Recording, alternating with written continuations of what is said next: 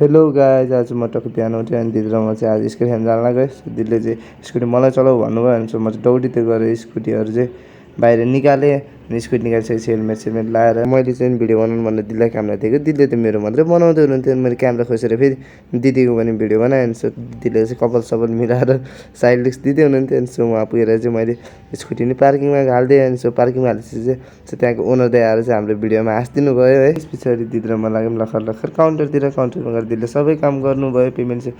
अनि भित्र छिरेको पुरै खाली छ, कोही छैन। म मनमा सोच्दैछु म ह्यान्डसम भएर कामै लागेन। त्यस पछाडि मैले मेरो आफ्नो सुज लगाएँ अनि दिदीलाई पनि लगाइदिएँ। दिदीलाई लगाएपछि एक राउन्ड हान्नु पऱ्यो भनेर हानेको। दिदी त यता घाँसमा हिँड्दै हुनुहुन्थ्यो बा। त्यस पछाडि अनि मैले दिदीलाई हल्का फुल्का स्टोनहरू देखाउँदै थिएँ। स्टोन देखाउँदै चाहिँ यहाँ चाहिँ म झन्नै लडेको है।